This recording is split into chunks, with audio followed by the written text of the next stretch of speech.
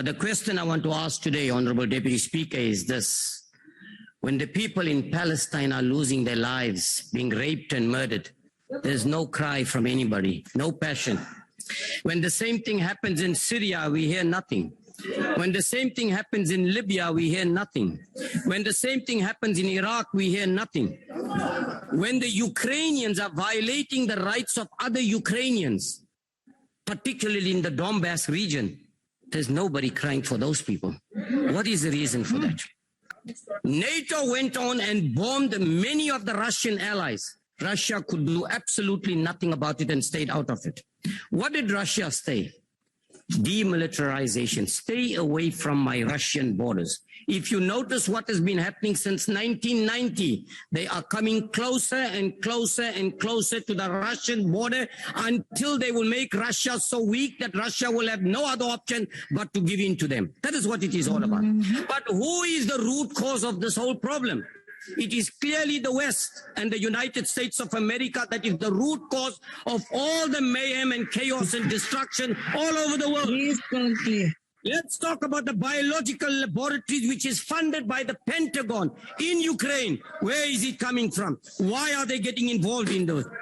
Let's talk about the number of people that were massacred by the Ukrainians who have been detained without trial. Nobody has said anything about that as well.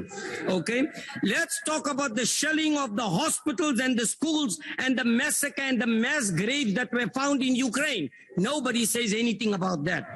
Now, what is Russia asking for? Russia is saying, stay away from my borders and stay away from me.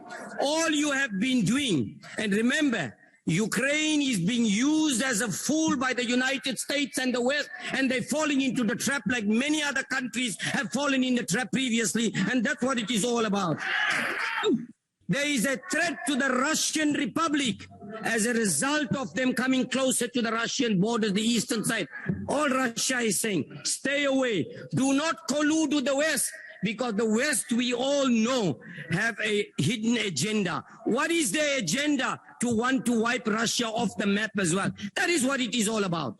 Now we come here and we look at one side of the story. We don't want to give an objective view. Yes, indeed, it is not good to take sides. I agree with whoever said that. But that is what we are doing here. We are forgetting about those people whose rights are being violated by the Ukrainians themselves.